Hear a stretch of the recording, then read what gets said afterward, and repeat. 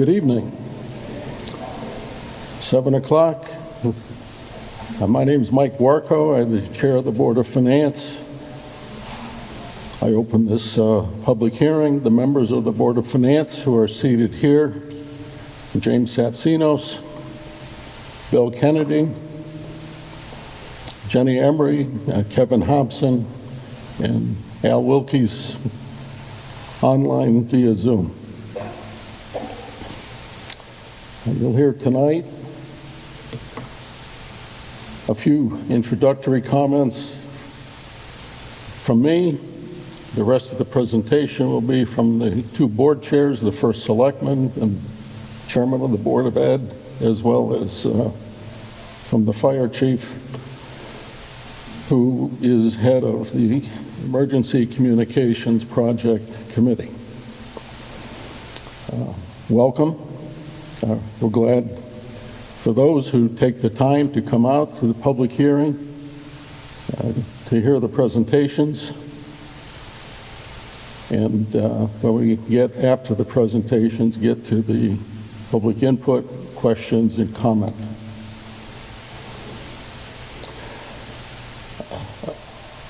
Subsequent to this meeting, Board of Finance will determine what goes to referendum based on what we hear and do not hear this evening. And the machine vote will be 8 to 8, 2 weeks from now. Where's the vote? Town Hall? Town Hall. 8 a.m. to 8 p.m. In prior years, because of expense and the need to get the proper number of volunteers to serve, it generally was from referendum vote from I think noon till 8. In this case, it's a 12-hour period, 8 a.m. till 8 p.m.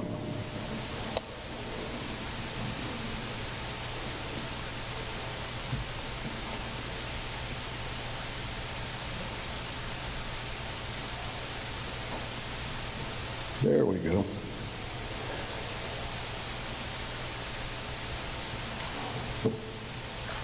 The proposed budget for fiscal 25 is an overall budget change for operating, debt service, and the base infrastructure and capital of 5.53%. It drives a change in the mill rate of 3.89%, which would put the mill rate at 33.13. In addition to that is a transfer that we look to accomplish with the budget of $4.6 million from the general fund into a special fund set up for the emergency communication project, which you'll hear about later in this presentation. A little small. If any of you have your drummer issue or the paperwork, essentially this shows the changes year to year. Municipal operating is an increase of $674,000, 5.14%. Education is an increase of just under $2 million, 5.43%. Increase in the feed into infrastructure, small capital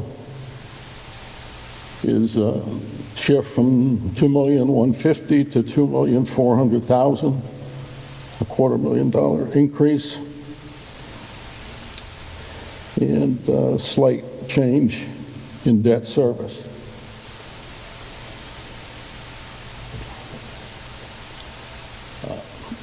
Revenue side. The grand list is up 1.24%. Local revenues, there's an increase of $92,000. State money, intergovernmental from other towns, and the state is a slight increase.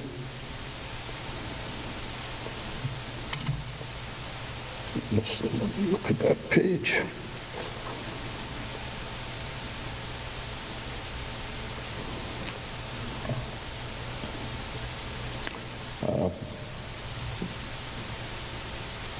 There's a schedule for the ECS formula that would normally have taken us down by 50,000 or so a year. Luckily, the state has not followed that the last couple of years, and so we're actually slightly higher. The only real difficulty we have with this budget is that, in terms of money from the state, is that they fail to meet their commitment to the towns, not just this town, all towns, in reimbursement for a special education costs that are over a certain size, certain magnitude. That cost to Granby is nearly $500,000.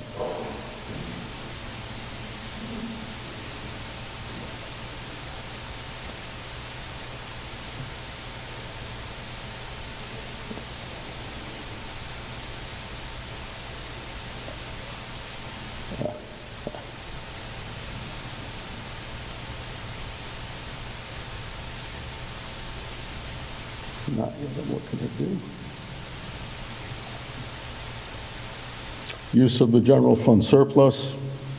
In this particular instance, this year is nearly 2.2 million. In the current year, Granby received 1.1 million as an offset for the car tax program that the state kicked in.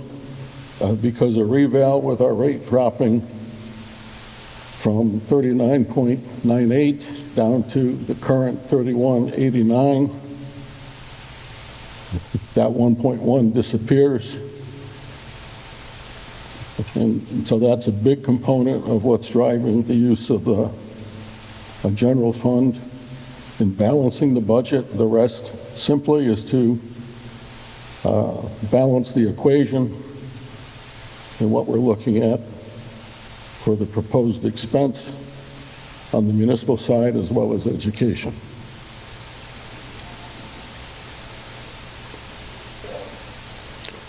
Mill rate change, as I said, we're talking 3.89%, which is higher than what we've seen in quite a while, and is reflective of the changing cost built into this budget. Some of it driven by need, such as special ed, some of it driven by the impact of inflation, just as we see in our home budgets, our business and work budgets.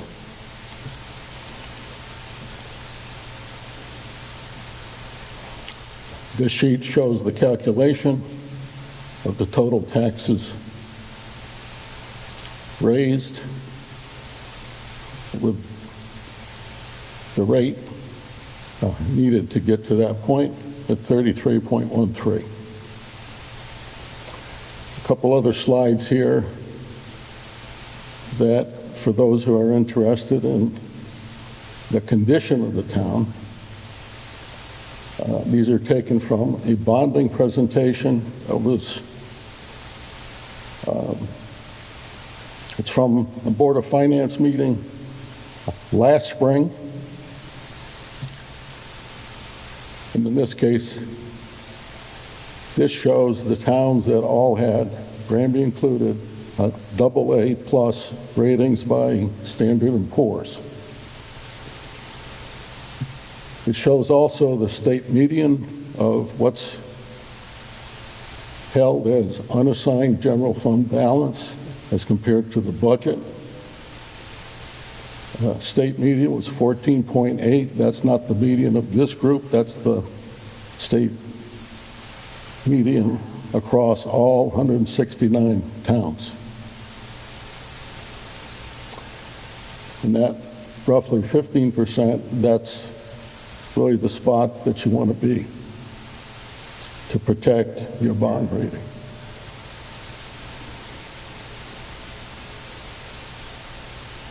Another slide just showing net debt per capita. And obviously we are well below the average. And not just statewide, but within the peer group, of those with a similar bond rating.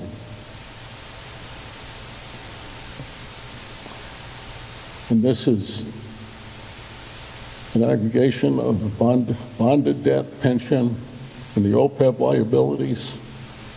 Once again, we are in a strong position because of things we have done in the past in keeping Granby financially strong so we can deal with things like the capital project that we're going to hear about shortly.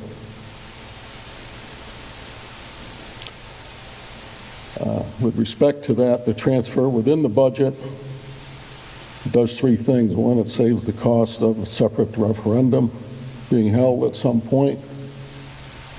Not just the money, but lining up the people, volunteers to serve, and work it.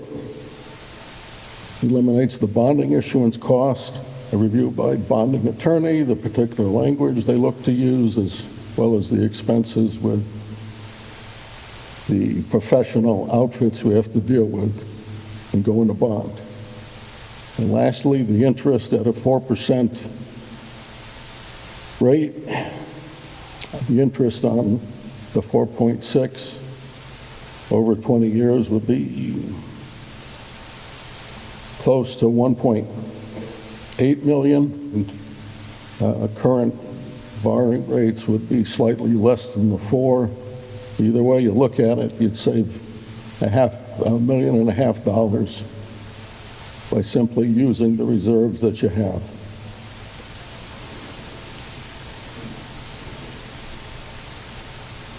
That's it for my piece. So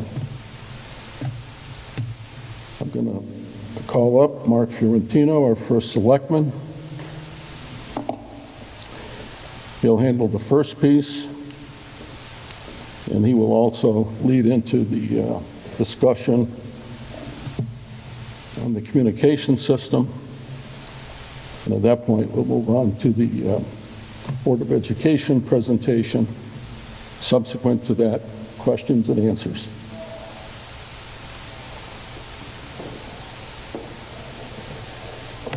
All right, thank you, Mike. So remind me how to use this. The forward arrow moves it up, the back arrow moves it back. Okay. All right, thank you, everybody. Thank you for coming. Just a couple of preliminary comments. I want to thank my colleagues on the Board of Selectmen. They're all here somewhere. It's a pleasure working with all of you, and I'm grateful for the time and effort that you put in on behalf of our town. I also want Mike Walsh in the front row to just raise his hand. For those of you that haven't met him, he's our new town manager. Please take a minute, if you haven't met him, to say hello, get to know him. We're very, very lucky to have him. I want to thank our first responders. Obviously, we know why you're here tonight, but more importantly, thank you for keeping our community safe every single day. We're really very grateful for the work that you do. And then I also want to take a second and thank the rest of our team, many of them who are here. If you've been watching this process or heard me talk before, you've heard me say how grateful I am for them and for the work they do. And I would ask each of you who are here tonight or who are watching at home or who might watch later, regardless of what you think of this budget, whether you think it's a good budget, a bad budget, you're indifferent to it, please take the time to recognize and thank the folks who work every single day on behalf of the town for the work they do. They deserve your gratitude and thanks, again, regardless of what you think of the budget. Thank you, guys. All right, I am going to, this next slide just shows I don't guess we do it every year, but we do it pretty regularly. The Board of Selectmen reviews and adopts different goals related specifically to the budgeting process. We did it this year, and I'm going to pick out a couple of these and highlight them and talk about just a couple of the quick examples, because I think it's important to show that we really do try to accomplish these goals. They are actually meaningful for us. So the first one, that does work. I want to focus on our goal of being conservative and fiscally responsible. We really do work hard at doing that every day. There's another slide I'm going to show you that shows how far below we are the rate of inflation when it comes to our budget increases and our tax increases. And I think that's at least one indication that although we might disagree on how to get there, we really do try to focus on that goal. Can you guys see the screen? All righty then. So the second goal talks about alternative methods for providing services and expanding revenue sources.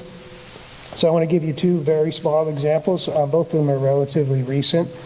The first is the leadership of our new town manager. We are working to become involved in I think it's called the Northeast Connecticut Co-op or something like that. It's a group of towns in the central and eastern portion of Connecticut who are looking, in addition to all the current things we do, to try to regionalize and share services. We're participating at no cost.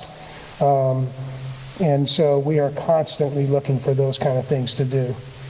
The second example as it relates to revenues is something I think we did in the last year or so. You guys are familiar. The town has at least 3 pieces of land they own that we leased for agricultural purposes. If you look very carefully at our plan of conservation and development, it specifically calls out maintaining those leases going forward to the extent that we can as a way to continue to promote and preserve agriculture in our town. In the last year, we put those out to bid to maximize the revenue and we almost tripled the amount we get annually by putting those out to bid.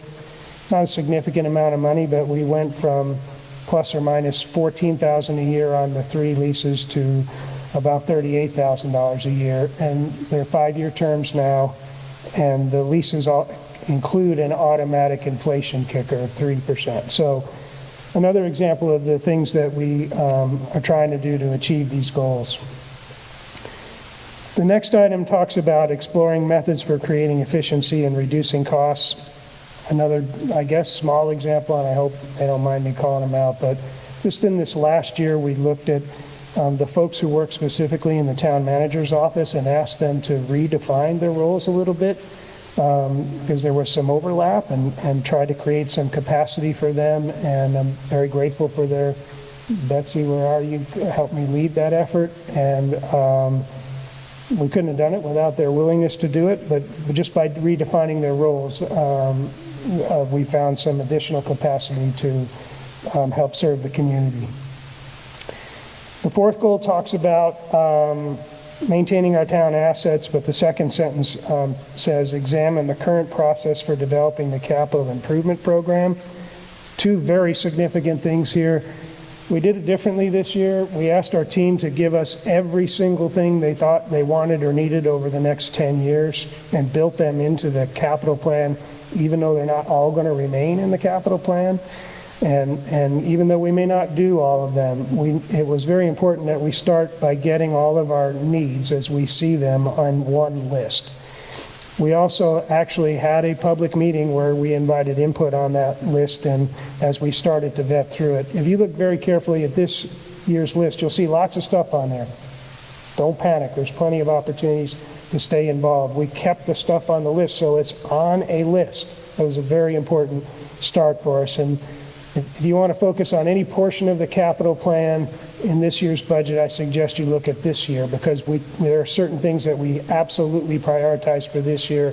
The biggest one, of course, is the emergency communication system, which Chief Hoare is going to tell you more about.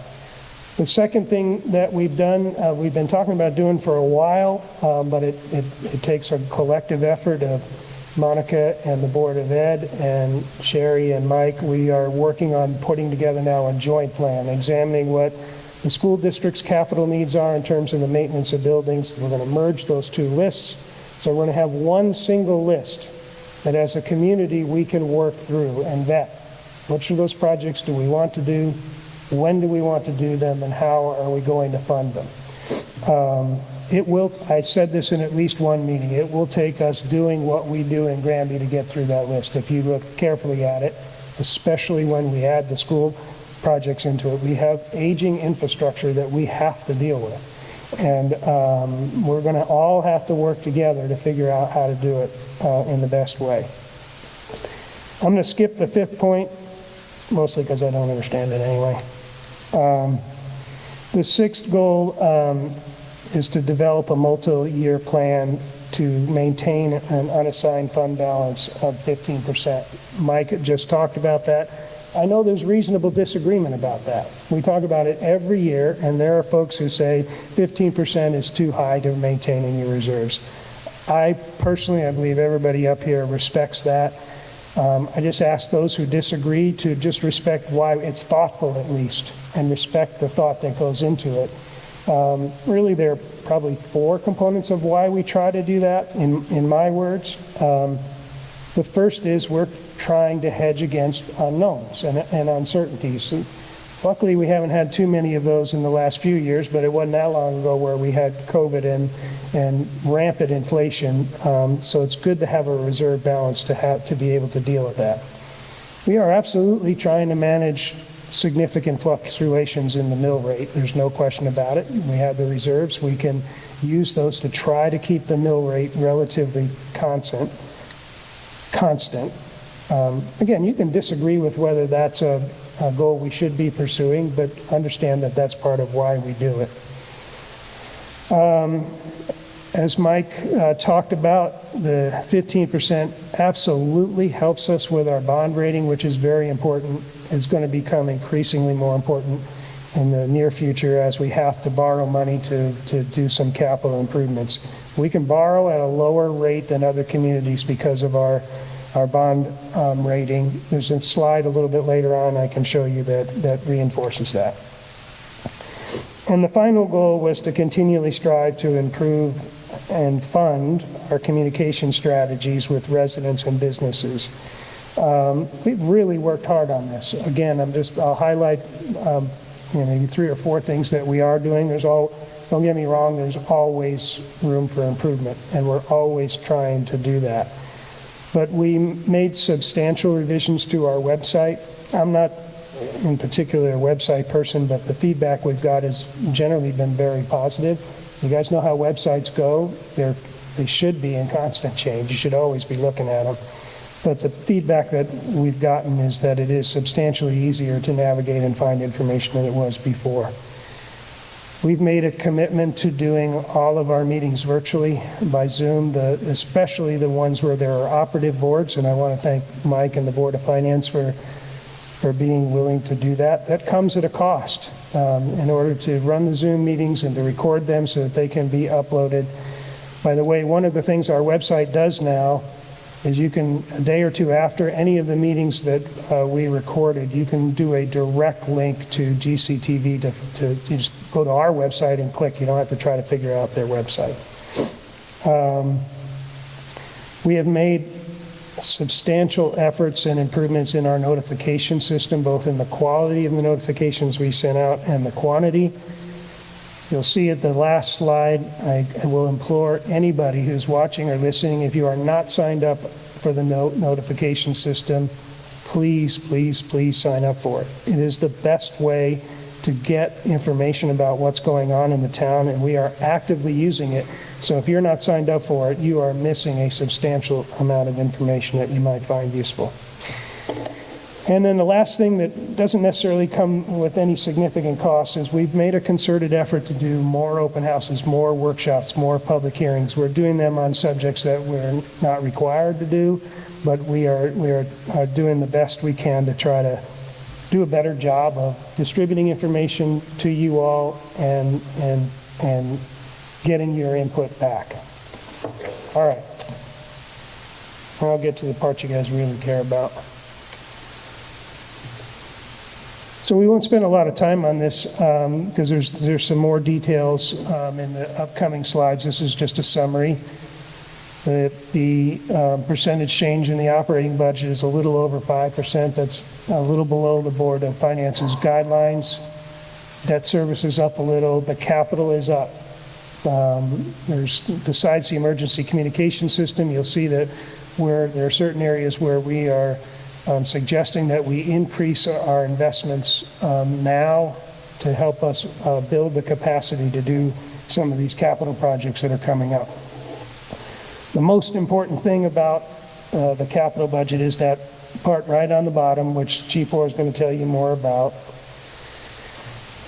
When I first got on the Board of Selectmen, not that there's a lot of work that led up to the emergency communication prior to that, but in the last couple of years, we have made a commitment to get this project done. It is overdue. You will hear our first responders, and there's parts of this town where they can't communicate with each other, they can't communicate with the dispatch.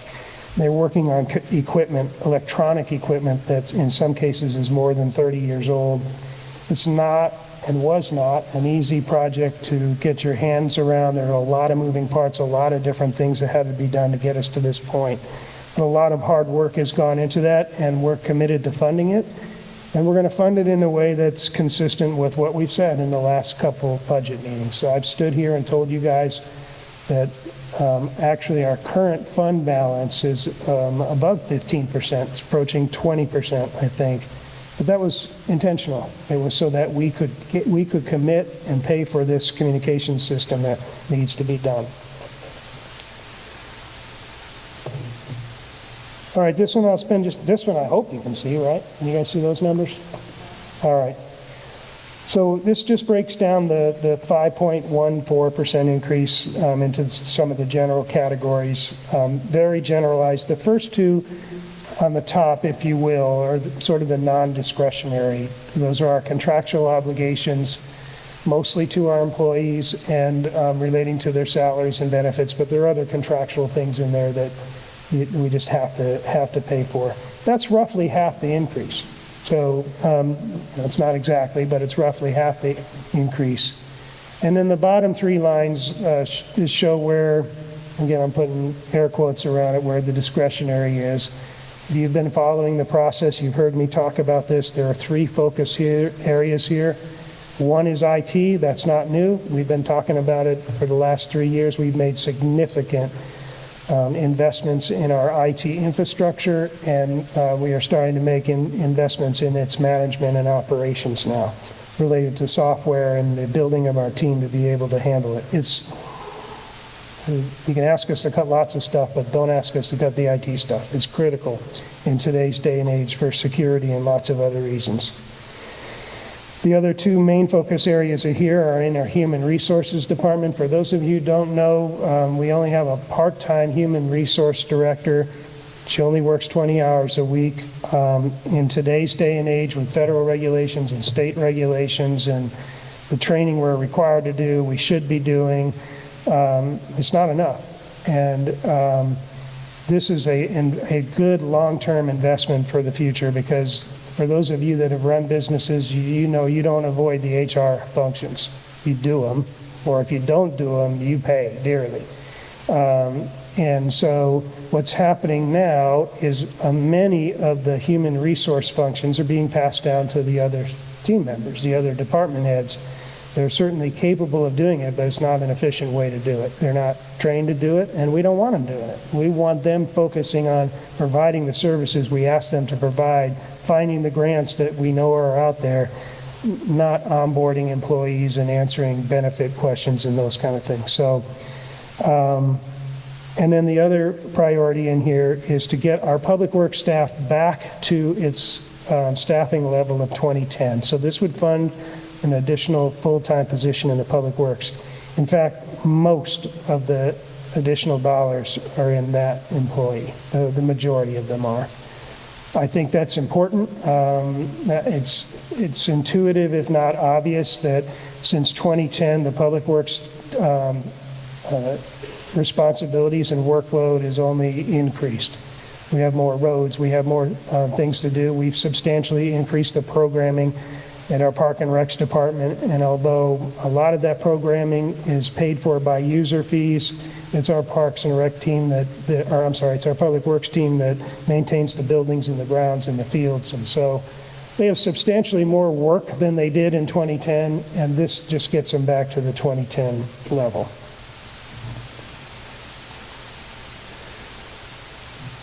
All right, this is just a breakdown of the capital. Again, I won't spend any real time on this. I've kind of gone over the key points. There's one thing I will point out here. So if you see in this line in the capital equipment, there's in this year, $60,000. I would say 2/3 of that is for our police officers. It's replacing equipment that is outdated, firearms and protective shields and those kind of things. So a smart, good investment. We have to do it at some point. So that's why we're showing it in this year. That's one of the ones that we are suggesting that we prioritize for this first year. This is the slide, I hope you guys can see it, that I was referencing earlier about one of the, I think, results and indicators that, again, however we get here, there's lots of different ways to get here, that we are doing our best to manage in a fiscally responsible and conservative manner. What this essentially tells you is over the last 10 years, the combined inflation rate over the last 10 years is 28.7%. Our total, is this like this?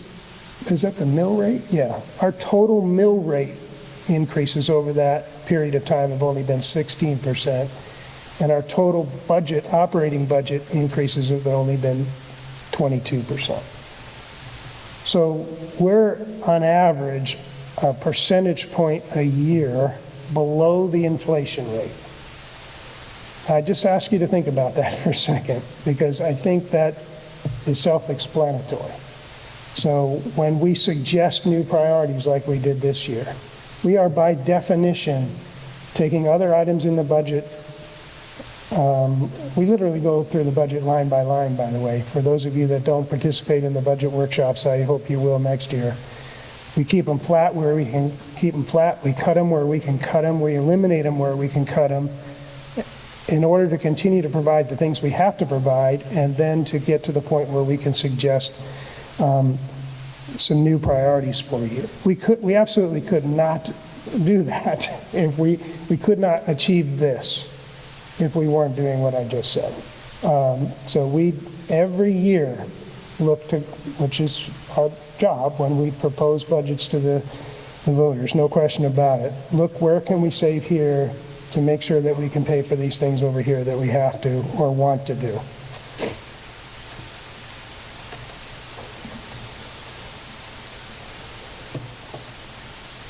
All right, I'll go through this one quickly. We talked about most of this already. This says fund the emergency, this is our priorities. Fund the emergency communication system, by far our biggest priority. I can't read that, so I'll read it from mine. The second one over says increased focus on capital planning and funding. I just talked about how we're working to do that. Continued investment in the IT systems and management, we talked about that. Increased investment in our human resources management, and increased investment in our public works capacity. Talked about all of those things. I want to thank our town manager, Mike Walsh, for pulling some of this. I talked a little tiny bit about this. I know if you can't read it, pull it up later. But some quotes from the Standard & Poor's bond rating agency about how good a financial position Granby is in, and how well fiscally run the town is. I think that it's important, obviously, and it's important for us to maintain this bond rating as we go out and look to borrow money. Well, we already talked about that, so I'm going to go to the last slide. All right, a couple things about this slide. This right here is what I said earlier. This is, please sign up for the town notification system if you're not. You can get text, you can get emails, you can get both. It's easy. You go to the town website, you click subscribe, you follow the instructions, and 5 minutes later you're signed up. I strongly suggest you sign up for all because the emails are easy to delete. But again, we are making a concerted effort to provide information through this system, so if you're not signed up for it, you're missing it. This is a picture of my dog at Hopewell Farm. We're sitting up on the east fields, looking down over the slope at you can't really see the main barn there. There's actually a reason I chose this to end with. Partly it's because he's my dog and he's cool, and I think that's a cool picture. But more importantly, I wanted to highlight this Holcomb Farm in particular is a treasure. It's an absolute treasure for our town.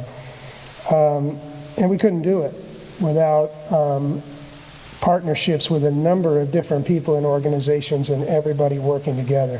The taxpayers couldn't do it alone. Our support agencies couldn't do it. So this is just an example. What goes into Holcomb Farm includes the town through our public works staff and our parks and rec staff, through a number of nonprofits in town who help support what goes on there, the Friends of Holcomb Farm, the Granby Land Trust, the Granby Community Fund, the Lions Club, the Rotary Club, and many others contribute annually, both in terms of dollars and hours. And of course, there are dozens and dozens of volunteers that go out and do things from removing invasive weeds and species to maintaining the trails out there. It's another thing that we really focus on, to try to not just be fiscally responsible, but to build the kind of community-wide support. And that is just an example. Our social services relies an awful lot on volunteers and grant funding. Same thing with our park and recs, and I could go on and on. So please take the time to vote on April 15th, 2 weeks from today. Please advocate for that your neighbors get informed and vote one way or another. If they're informed, I'm okay if they vote no. That's how this process is supposed to work. We are supposed to present opportunities to the voters who have to approve the budget every year. A tremendous amount of hard work, and especially on the Board of Ed side, very, very difficult decisions went into getting the budget to this point. And people need to get out now and be informed and vote one way or another.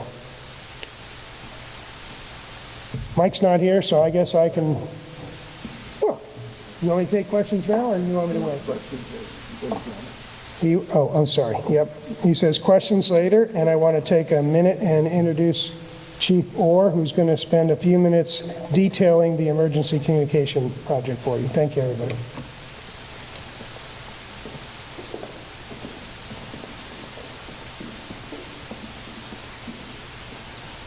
Good evening. I'm John Orr Jr., Chief, Lost Acres Fire Department. In this presentation, we're going to discuss the radio communication systems that everyone's been talking about. Some of us have been talking about for almost 9 years. But for here, the purpose of this is for the $4.6 million funding that we're asking the town taxpayers to approve. I am here representing not just the fire department, but also all the emergency services in town. The committee, as you see listed here, has been working very hard to make sure that all of the needs for all of the emergency service providers for the town of Granby are considered in this system. So it's not just the fire department speaking right now. I'm speaking for all the emergency services and everyone that supports the needs of the town on a regular basis, 24 hours a day, 7 days a week, 365 days a year. So quick timeline, where we are today is a result of a variety of different activities. The primary one started back in February of 21, where we went and hired a consultant to evaluate the system that we currently are using. We also asked them to do a complete appraisal and then also give us recommendations as to where we were. That process took us from February of 21 till May of 23. We then worked and developed this bid specification that was then published out to the market, and potential bidders were allowed to bid in to give us proposals to meet our needs in that specification. We finished that in October of 23. We have all the bid specs back. We then went out and evaluated the response. We hired a consultant to help us do that. So we have a consultant working with us right now, Federal Engineering. They're helping us to evaluate the technical capabilities of the proposal that we've selected, and they're also going to help us negotiate the final contract, assuming that bid funding is made available. And then going forward, we've now made the recommendation for the 4.6. I'll break that down later in the project list. With proper approval from the town, we could start this project as early as May, but it is a 2-year project. So significant changes won't happen the first year, but in 25, we'll start seeing a lot of the activities coming together and then complete the project in 26. And that's a proposed schedule based on everything we know today. Current assessment, really simple. Everything has to go. Everything's ancient. Everything needs to be replaced. We're talking towers, radio equipment, portables, you name it, it all has to go. It's really that simple. We have the assessment. If anyone wants a copy of it, we can make that available. All the bidders who evaluated our system when they came to do the RFQ responses, they all felt the same way. So we're consistent. Everything needs to go. We then put together what do we really want the new system to do. So we came up with these items. Number one, we wanted a total cost ownership to be the best possible. We didn't want a lot of recurring expense. We didn't want to pay thousands of dollars a month in lease line fees or rentals on towers, all the other costs that'll come in putting a system of this size. Try to keep that total cost down, and I believe we've accomplished that. 95% coverage with a portable today, and I'll show you the coverage maps. There are many areas in town that a fire officer, police officer, ambulance professional cannot talk back to the base or between each other because we don't have that coverage. This system accomplishes that. We want growth. Granby's growing. Granby's changing. I've been on the fire department for 44 years. Things have changed in 44 years. A lot has changed, and a lot more is going to change in the future. This system needs to change with us, and what we're proposing will do that. We also need to have a smooth transition from the old system to the new system. We have to maintain our operation 24/7, 365 while we put in the entire new system. That's the plan with this proposal. And all the major emergency services organizations are supported: fire, PD, CERT team, ambulance, DPW. Marcus Communications has been chosen to be the radio systems provider. Now, mind you, that $4.6 million isn't for them. Their bid to us right now is $3.4 million. There will be some adjustments. There's other items that are in this 4.6 to make it a complete system change. And again, we'll show you those details later. The proposed system is a 5-tower system. Today, all the services except the PD are on a 1-tower system. The PD is currently on a 2-tower system. Going to the 5-tower system gets us that 95% coverage with a portable as expected. This is a map of the current portable coverage for the police department. Where you see white, odds are they cannot communicate with a portable. Where you see orange, highly likely they can communicate with a portable. This is today. This is how we've been operating for the last 24 years on the police department side. This is what the new system will do for the police department. Marked improvement throughout the entire town. And this is with a portable. We have places in town in the current system, you have to go to a car, a mobile, to communicate. Most places will be completely covered. Same with the ambulance. This is their current coverage. Again, on a portable, new system, marked improvement for the entire town. And then for the fire department, we're not even going to bother showing you the current coverage because our system that we're using isn't even similar to what's the ambulance and the police department is using. But this is what our new coverage will be.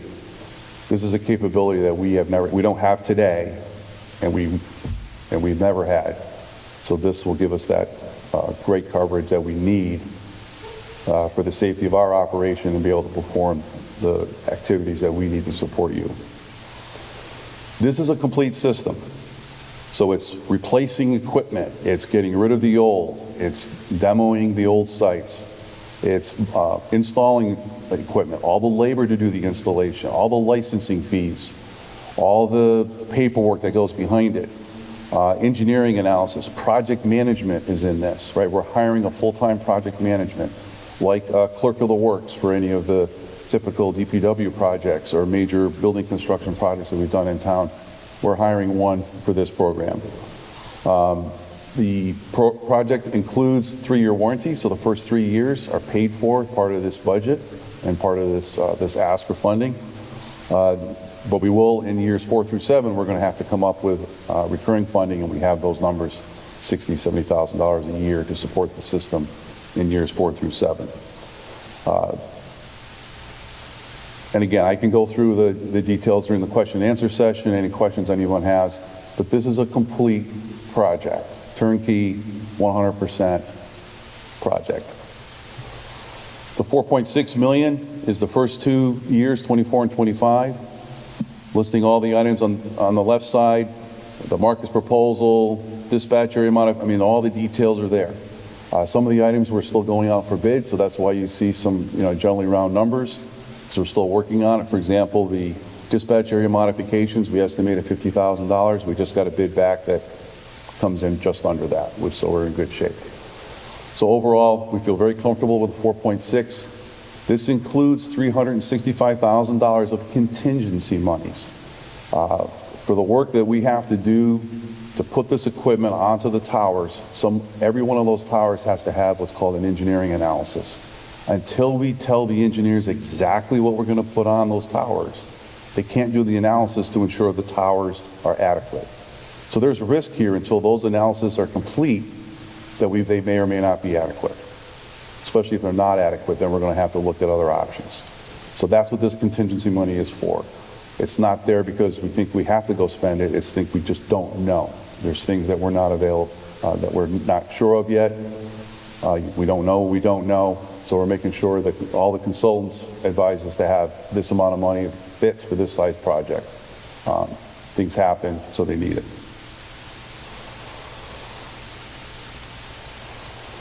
So overall, this is the implementation plan. As soon as we're approved, assumably, we'll move forward. And again, a 2-year project. The committee will oversight with the project management firm that we have yet to hire. We do have some considerations for there as well. We have a bid spec. We'll be putting it out to bid. So again, there's a lot of work left to be done, but with the initial funding of the 4.6, setting up that account will allow us to get started on a long overdue project. Again, I've been in the fire department 44 years. We're still using the same radio system we had when I started 44 years ago. I did time with the ambulance, 13 years with the ambulance. I'm also a part-time dispatcher. I sit in the dispatch center where we've been using the same equipment for 24 years. Things are broken. It needs to be replaced. All the folks that have asked and talked to me have been very supportive. I think they understand where we are. We need a positive help in order to move this project forward. With that, I will turn it back over, and I'll be around for questions after. Thank you. Thank you, John. Next, we'll hear from Monica Logan, Chair of the BOE.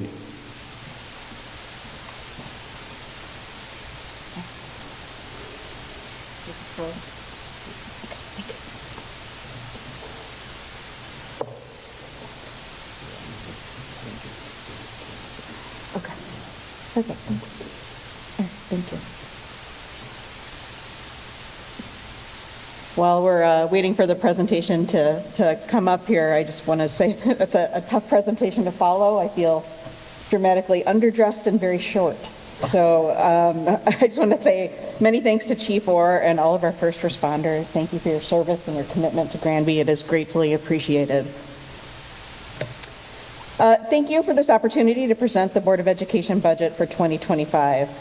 This was a particularly difficult budget, and the members of the board, along with our superintendent, Sherry Burke, our business manager, Anna Robbins, and administration worked diligently to meet the goals of the Board of Finance.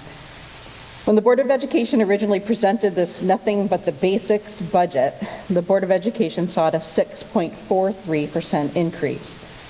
The Board of Finance requested we seek to reduce that by 1% to 5.43%. Through a variety of consolidation efforts, reductions, and developed efficiencies, we were able to meet that recommendation. I want to emphasize at the onset, before I start going through the slide presentation, that the challenges we face in this budget are extremely similar to challenges faced by virtually every district. This is not a Granby problem. It is a challenge similar to what we all face when we budget for our household expenses, our repairs, our groceries, prepare for the monthly electric bill, and manage all of our other everyday expenses. Here you can see that our schools are Granby's future. We invest in our schools as they are the epicenter of our community. We have focused goals on academic achievement and growth, increased transparency, diligence, and accountability in that achievement. Focusing on these goals gives our children opportunities to achieve and supports the needs of our community. I knew I wasn't going to be able to do this. Oops. There we go, thank you. Next up, the budget breakdown. As you can see highlighted in blue and orange in this chart, contractual obligations like salaries and benefits make up 72.2% of the Board of Education budget. We did negotiate a new teacher contract at the beginning of this year to be implemented this coming June. It is essential that our qualified and dedicated teachers be paid competitively to maintain a functional and adequate school system. Neighboring districts may pay more competitively. In an effort for us to reduce attrition and maintain our experienced and skilled teachers, we feel we have negotiated a necessary competitive salary for our teachers, and we are grateful for their commitment to our children and our community. As you can see in the remaining areas of the graph, these are all necessities so our schools can continue operating. Buses, maintenance, insurance, utilities, etc. There are no frills, no large investments in additional programming or anything beyond what is necessary for our schools to function effectively. Next up, you'll see similar information in regard to the Board of Education budget with just the basics. It outlines the salaries. You can see the increase there of 2.34%. Contractual increases constitute 4.41% at $1.59 million. You can see there were increases in every other category. There's also a 2.77% increase in special education. This is an area of continued and considerable need. So if all of our expenses are going up, where was the Board of Education and our superintendent able to make cuts to reduce the burden? We just highlighted some of the areas where we were able to make reductions here to achieve the 5.43 recommendation. A majority of the reductions come from personnel. We eliminated 2 elementary sections at Kelly Lane School, for kindergarten and second grade, mostly for decreasing enrollment. We eliminated Spanish instruction at both Kelly Lane and Wells and are planning to phase out Mandarin instruction. We eliminated teaching assistant support for the middle school and high school libraries, a reduction of 4 regular education teaching assistants. And in some of the other categories, the reductions to conference, travel, and professional dues, an assumed reduction in insurance participation due to attrition and people departing the district, an elimination of freshman field hockey. For those who are watching this who are concerned about freshman field hockey, our freshman field hockey players will be able to play with the JV team instead. So it's just eliminating it at the grade level due to limited participation. And we also had a significant reduction to supply lines. So in total, as you can see here, we reduced 6 full-time teachers and 8 teaching assistants. And much consideration and a great deal of discussion and debate went into our ability to maintain our programming in the areas such as world language at the elementary and middle school. Here is our small capital needs. In FY25, small capital funds used for technology and bus lease payments and other school needs for one-time purchases or repairs are being prioritized for needs for our aging facilities. Boilers at the middle school need to be replaced, and upgrades to our security systems in all of our buildings are absolutely essential. These security needs include fire doors, alarms, and keying systems. We do have some additional funds that will be allocated for needed repairs at the track and tennis courts.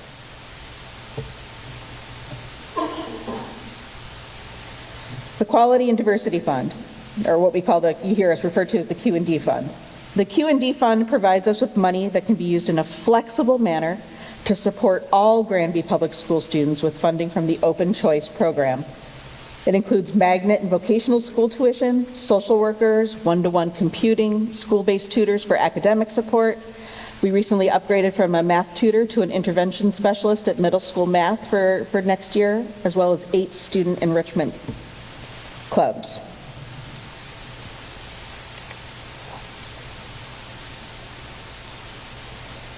As you can see here, this is our total appropriation request. I just went through all those numbers, so I won't repeat them for you.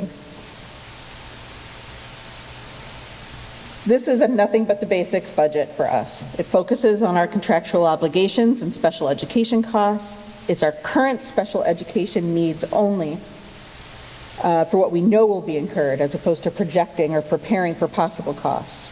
We are impacted, just as everyone else is, by rising costs and inflation, and we're future focused with small and large capital improvements to maintain the integrity of our buildings and our staff. Moving forward after this budget year, I look forward to working collaboratively and proactively to start developing neat ways for us to strategize for long-term cost savings that may serve our students in an even better way. I look forward to those conversations with our town manager, the Board of Finance, and Board of Selectmen, as well as the community. I want to give many thanks to our hardworking members of the Board of Education for their smart, thoughtful, tough questions. There were a lot of tough decisions that needed to be made here, and if you take the time to see any of the budget workshops, you can see a great deal of discussion going on amongst the group on what would best serve our community. Special thanks also to our Superintendent Sherry Burke and Assistant Superintendent Jen Parsons and our Business Manager Anna Robbins, as well as the rest of the administration and staff. Granby will do great things because of your commitment. Thank you.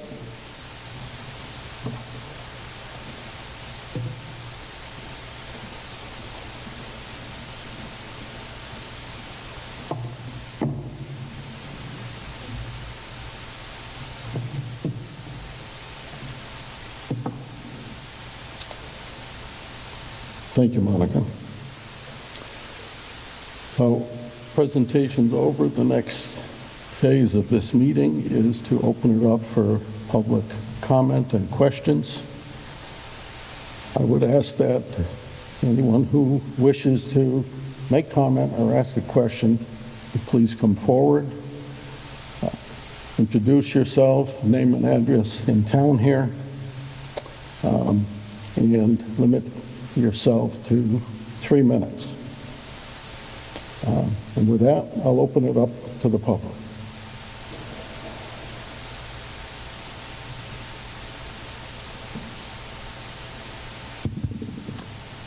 My name is Kurt Johnson, resident of 1 Fielding Woods Road, West Granby, 34-year resident of Granby. I'd like to read a letter, 1 page, regarding the Town of Granby radio communication system and infrastructure. Dear First Selectman Fiorentino and Board of Selectmen members, during the past 34 years, proposals to upgrade the radio communication system and infrastructure has been presented to Granby taxpayers at least once and perhaps twice. Over the past several months, I have attended public workshops of the Granby Radio System Committee. The workshops have been beneficial because I more clearly understand why the upgrades are necessary and also the responsibility of the consultant, Marcus Communications, a firm with long-standing expertise. Collectively, the shortfalls of the current radio communication system and infrastructure are without doubt significant, taking into consideration the following 4 primary points. 1, the infrastructure and radio system is outdated and not achieving industry standards. 2, replacement parts for the dispatch center and radios are either discontinued or hard to locate. 3, communications between town departments and/or our neighboring towns can be unreliable. 4, first responders have experienced the inadequacies of the current radio system. Consequently, leadership of the Radio System Committee and their frontline colleagues are asking Granby taxpayers to support their $4.6 million budget request. I find the following 5 reasons compelling. 1, an upgraded radio communications system and infrastructure will attain modern-day standards. 2, enhancements to the radio system ensure expanded and more reliable communications. 3, tower expansion and renovations to the dispatch center are improvements for the long term. 4, future maintenance expenditures will apply mostly to radios and/or software updates. And 5, the contingency line item of $365,000 is necessary to reach a successful outcome for the project. In closing, I consider the request of the Radio System Committee similar to large capital investments that Granby has logically supported for the Board of Education, Public Works, and other projects such as necessary information technology upgrades for reliable and secure communications. I will vote in favor of the upgrades to the radio communication system and infrastructure. I believe we are at a crossroad. Now is the time to be proactive and step up to support the requested funding investment. Sincerely, Kurt Johnson, and I'll leave a copy with Betsy. Thank you for your time. Thank you, Kurt. Next.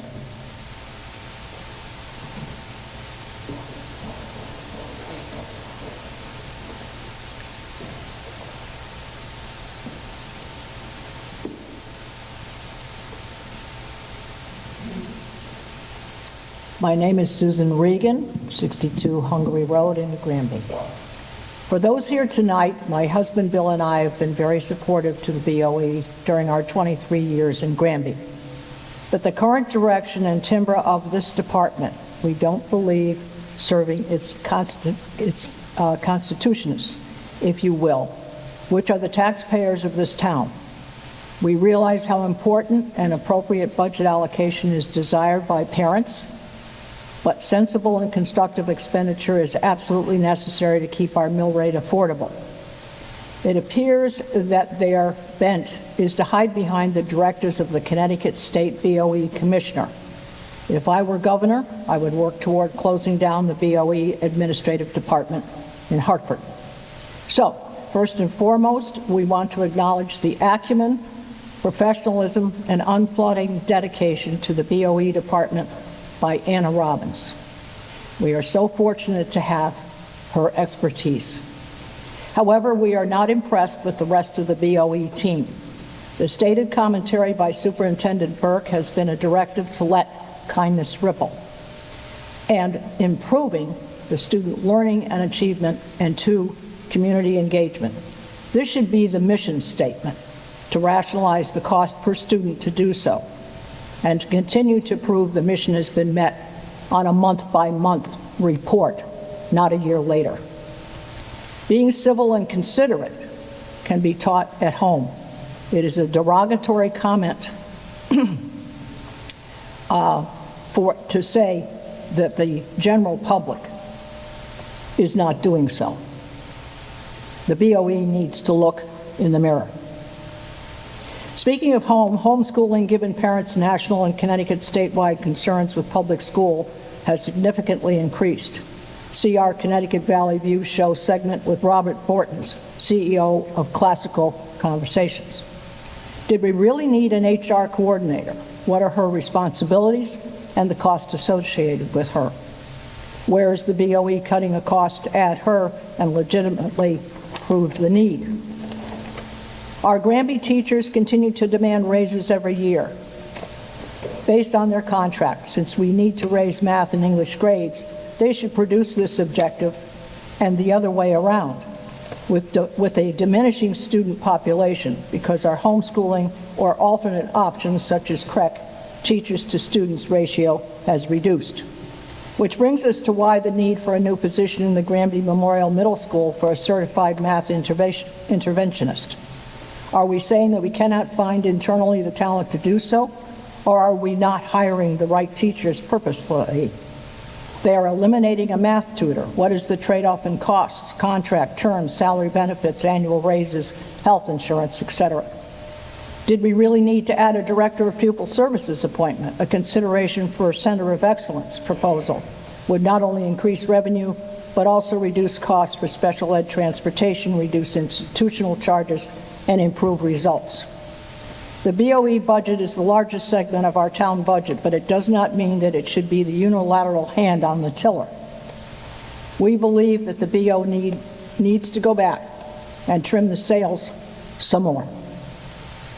The 3.89 increase in the budget, particularly when approximately 93% of property revenue is derived from private homeowners' property taxes. Thank you. Thank you, Susan. Next. Bill? Thank you, Mr. Chairman. I'm the other half of the Regans. I'm Bill Regan. I was able to, with some difficulty, find the results of the 22-23 Smarter Balanced Assessment.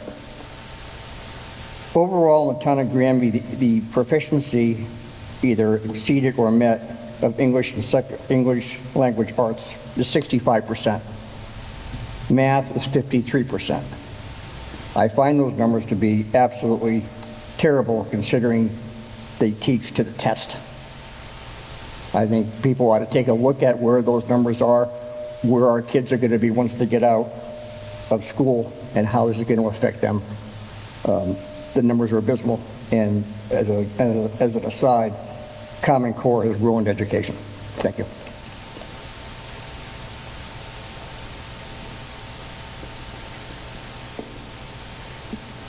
Hello, everyone. I'm Jim Kostopoulos. I live at 4 North Crest Drive in North Granby since 2022. And I wanted to just address a few comments to those out there who are thinking about voting no on the budget, or who automatically are adversarial about any increase in the budget. I think you can think what you want about taxes theoretically, but we're not battling the IRS or faceless bureaucrats.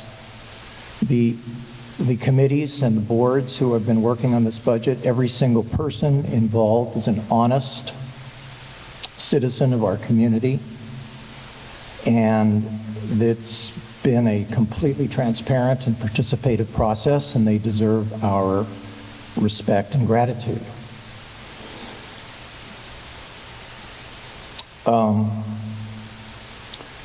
I think that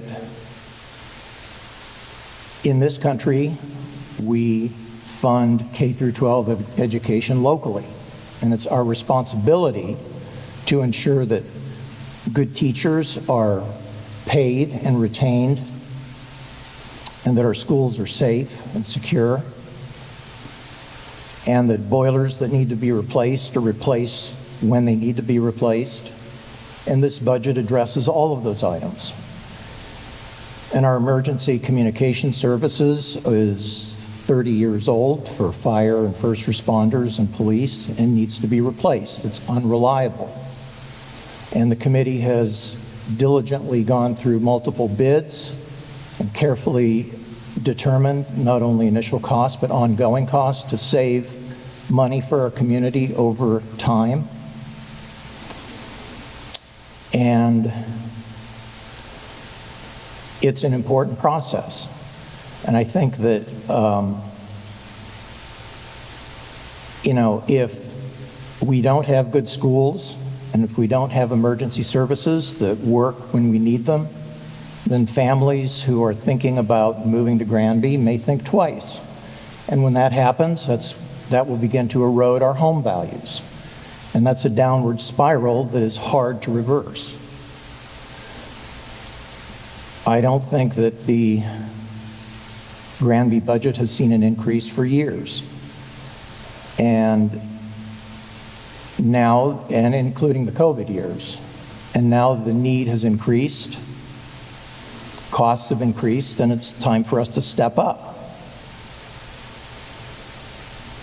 This budget has been sliced and diced and cut, and what remains are the fundamentals, and they're important, and we need to support it. And we are going to vote yes on this budget, and I encourage everyone out there to vote yes and to approve it. And we need to move forward, and we need to get the job done. Thanks. Thank you.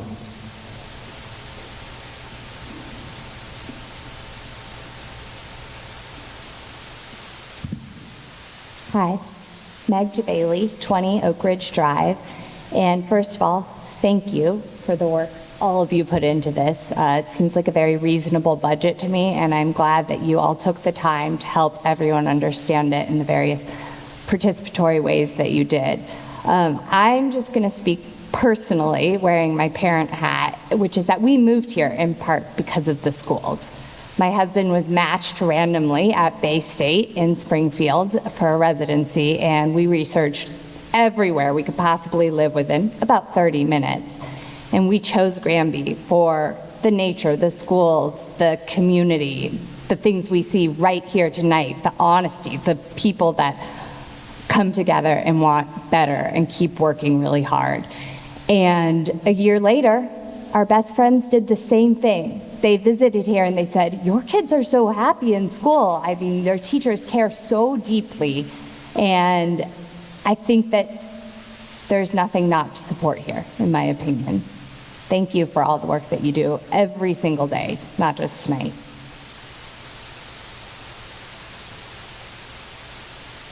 Thank you. Next.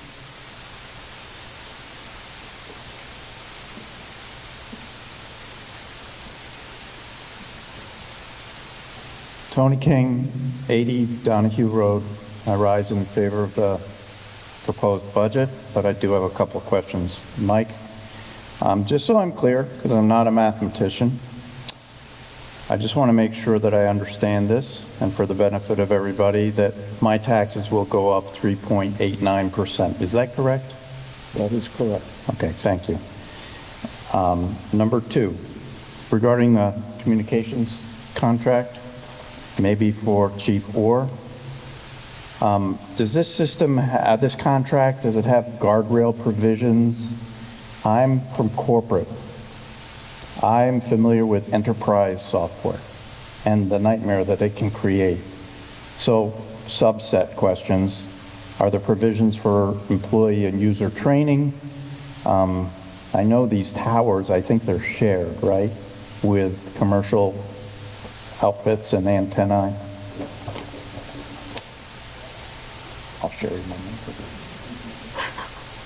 I'm excited. How's that? Okay, that's great. Arm's length. Yeah. So let's back up. So the first question was regarding software, et cetera. So all the software, all the systems that are in here, all include perpetual licenses for retirement. Okay. They're all part of that. Any maintenance or anything that is necessary is included in the warranty cost. When we look at the warranty line items in years 4 through 7, there may be some systems that are in there. Now, some of the systems are outside of our control. For example, the recording system that the PD uses. That's a brand new system. So there are costs and such, but that's already built into the PD system. If we have to expand it, we'll make those adjustments. But the shorter answer is that's in there. To your question, is it in the contract? We do not yet have a contract with Marcus. We're getting ready to negotiate one. They're giving us a draft contract. And these are all the items. I too am from corporate contracts as well. Okay. So I will make sure that we get all the right pieces. Plus, the town's legal attorney will also review the documentation to make sure that the contract, if the town's properly protected. I ask because I anticipate these are big changes, and so people have to become familiar with the new system. Yes, right? And training of the users is also included. Okay. Yep. Thank you very much. Thank you to all the volunteers. Thank you. Thank you. Next.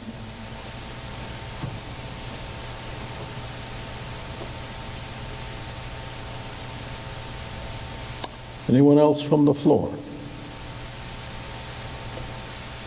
Going once.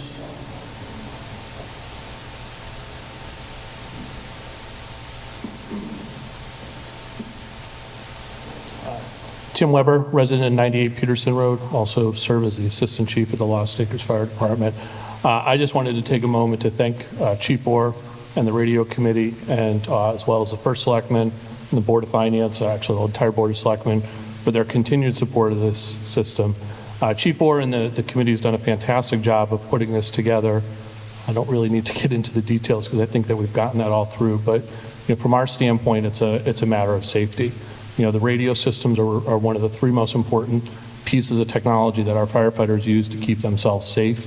And as it was indicated multiple times, the current systems just don't do that anymore. So we've always enjoyed a large amount of support from the residents of Granby. We ask that everybody support this budget and get us the funding that we need for this desperately needed radio system. Thank you.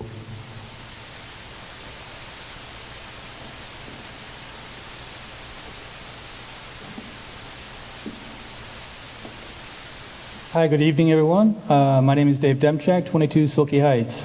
First, I want to thank the Board of Finance, Board of Selectmen, Board of Education for the great work that you've done in terms of preparing the budget. In particular, I want to just mention the great work that I think the Board of Finance has done over the years in terms of ensuring that we have the financial strength and sustainability that was demonstrated in all the presentation points that First Selectman made, as well as Mike. So congratulations, great job in the work that you're doing. In light of the headwinds, the economic headwinds, inflation, the constraints of the grand list that you have, I think you all have done an incredible job in terms of putting together a balanced budget, a budget that balances the needs for the town, the majority of the needs for the town, as well as the sensitivity to the people who have to pay the bill at the end of the day, the taxpayer. So tremendous job in making sure that that happens. So thank you for the efforts. I'm in favor of the entire budget. Also, as a member of the fire department, president for 20 years, member for 25 years, I want to express my gratitude to the chief for the incredible work that he's done in terms of putting together the committee and the communications program that's been presented tonight. I'm in favor of the communications initiative. I think it's a tremendous need for the department. As Chief Weber said, it's all about safety. It's safety of the volunteers on the fire department, the police officers, and the EMS personnel, as well as the public works folks, and the safety of the people in town as well. So in favor of the budget and also in favor of the communication plan. Thank you very much. Thank you, David. Good.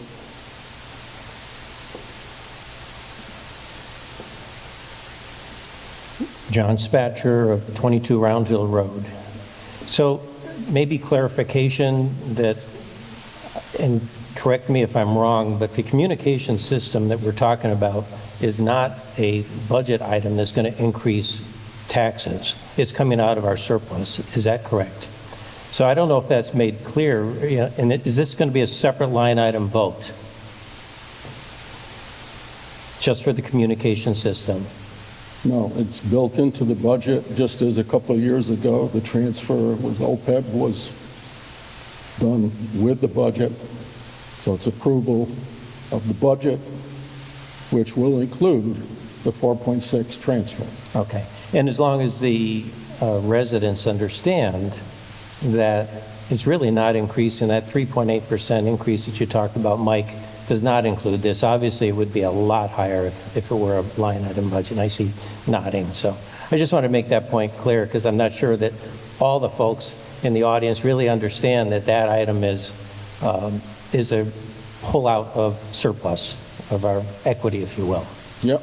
Okay, thank you. It's 4.6 drawn directly from the general fund into this particular special fund with contingency built into it. Perfect, thank you. Thank you.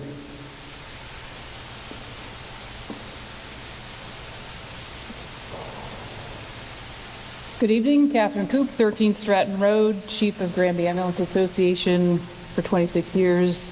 I'm a townie for all 42 of them as well. I'm just thankful to the Emergency Services Communication Committee, the Board of Selectmen, Town Manager Fiorentino, First Selectman, but also was wearing the Town Manager hat for a while. So Mark, you got two hats like myself. And just very supportive of the work that they've done to get to this 1 yard line. Hopefully this budget vote will push the the project passed the goal line here. We've worked over all of my 26 years to kind of improve the radios and the various systems. As other firefighters here have mentioned, that public safety of our personnel on scene, en route to the scene, for us en route to the hospital, going to other larger scenes at different towns, and coordinating all of the different services that may be at those scenes is very important for us. Seamlessly working with dispatchers, other EMS agencies, other fire departments. We're working with at least 2 radio systems on each one of our calls, sometimes 3 different radio systems. So making sure that they work seamlessly, we don't have failures, is very, very important to my personnel. Can't lose a single one of them. Our call volume for this first quarter is the highest it's ever been. And I imagine that's only going to increase. With the growth of the town, people aging in place, we need those radio systems to work so that when 911s come in, we can safely and efficiently get to those scenes and make all of the right choices healthcare wise. So thank you for getting us to this point, and hopefully the budget passes and the town can be that much safer with our radio system in place in 2 years. Thank you, especially John. All right, thank you. Thank you, Kate. Next.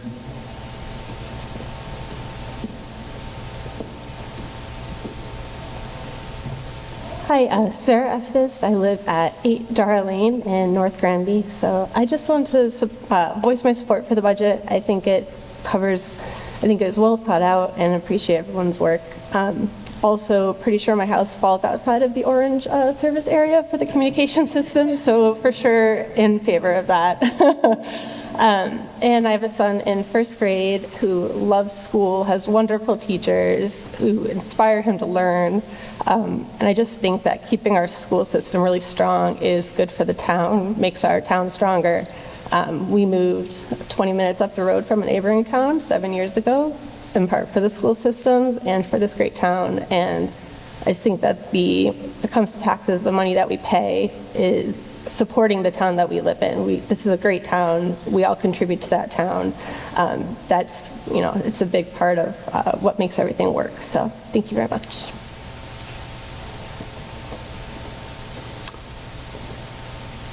Anyone else from the floor? If not, we'll go to anyone on Zoom with questions or comment.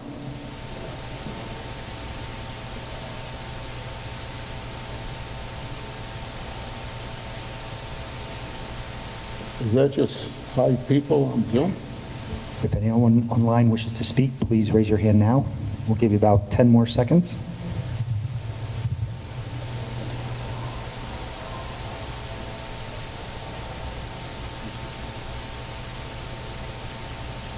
I guess not. In that case, once again, I thank you folks for coming down, taking the time to listen to the presentations, ask your questions, and render your comment. Next step after this, the Board of Finance will determine what gets sent to the referendum, which will be held at Town Hall 2 weeks from today, April 15th. I hereby close this public hearing.